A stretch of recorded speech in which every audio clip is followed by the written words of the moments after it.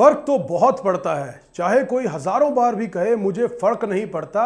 मुझे नहीं फर्क पड़ता कि जमाना, मुझे फर्क नहीं पड़ता, मुझे फर्क नहीं पड़ता, मुझे फर्क नहीं पड़ता, मुझे फर्क नहीं पड़ता कि जमाना क्या कहता है। मुझे तो ये पता है कि कान्हा मुझे अपना कहता है। फर्क तो पड़ता ही है। समाज की सोच बदलती, आपको देखने का नजरिया बदल जाता है, चाहे आप कितनी बार भी कहें कि मुझे फर्क नहीं पड़ता।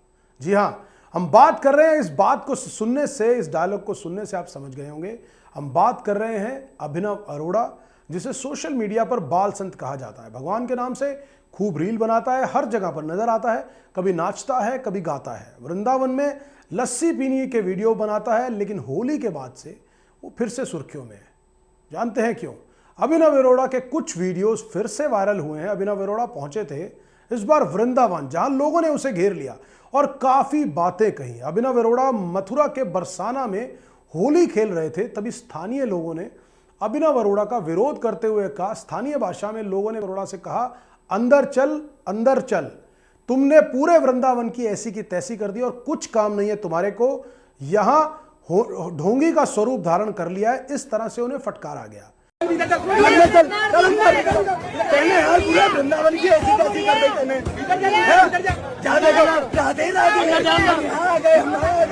और क्या तू काम है तो होली का स्वरूप धारण कर लियो ना।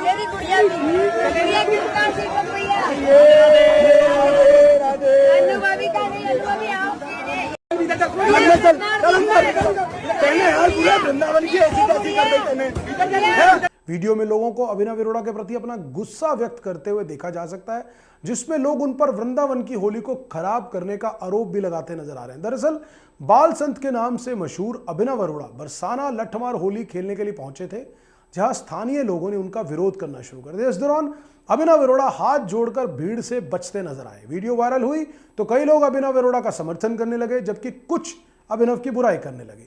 अब ऐसे में सवाल यह है कि वो बच्चा है, वीडियो बनाता है और खुद को भगवान का भक्त कहता है।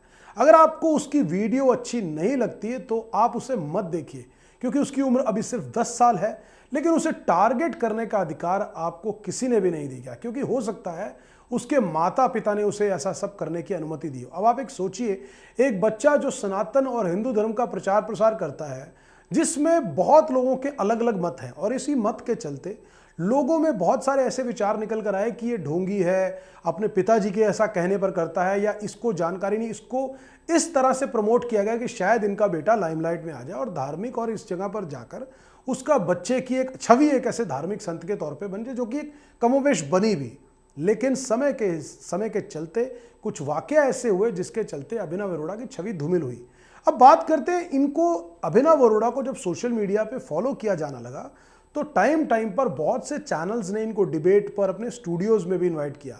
अब उसमें सबसे दिलचस्प और हैरानी वाली बात यह है कि एक 10 साल के बच्चे से जो अपने आप को या अपने पिता के कहने पे या अपने व्यक्तिगत इंटरेस्ट से भगवान कृष्ण, राधा और सनातन की बात करता है और उसको जानने और समझने की बात करता है, उससे बड़े बड़े टीवी चैनल्स के ऊपर, बड़े बड़े नेशनल प्लेटफॉर्म्स के ऊपर बिठाकर वार्तालाप किया गया और उससे तरह तरह के मंत्र बोलने के लिए कहा गया, तरह तरह के छंद बोलने के लिए कहा गया।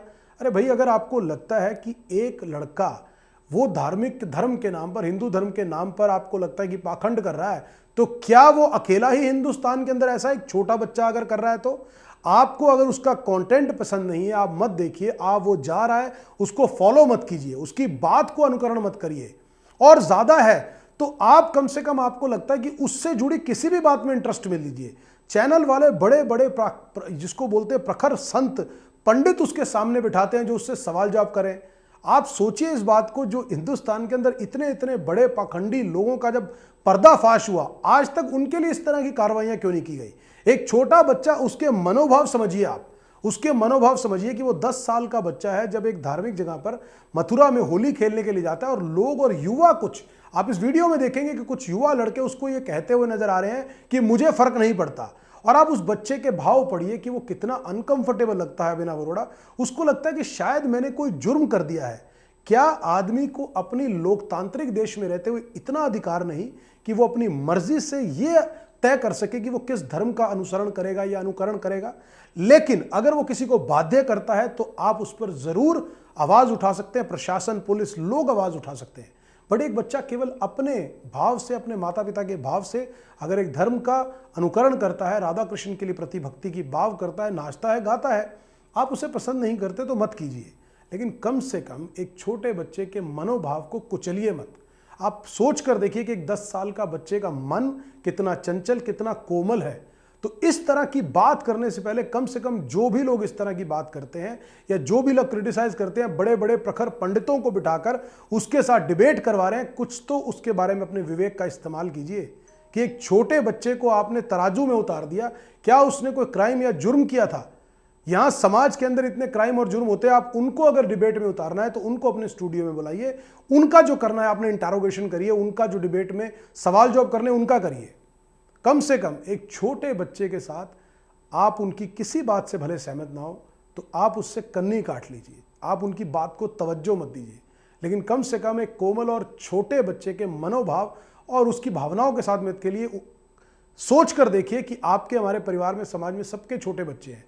खुदा ना खास्ता अगर उस बच्चे के मनोभाव पर बहुत ज़्यादा नकारात्मक प्रभाव पड़ा और वो इस बात को दिल से लगाकर डिप्रेशन में चला जाए, कोई उसे हेल्थ इश्यूज हो जाए, तो जिम्मेवार कौन होगा?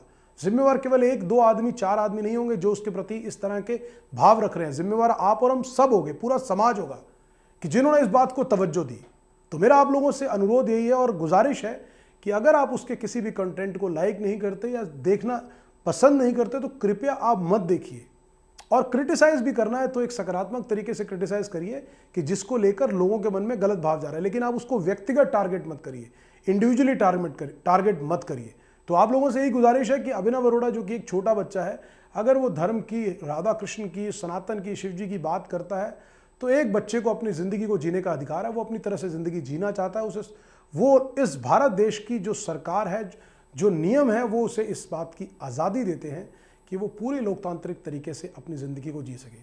तो आप और हम कौन होते हैं इस बात पर सवाल उठाने वाला कि वो सही कर रहा है या गलत कर रहा है?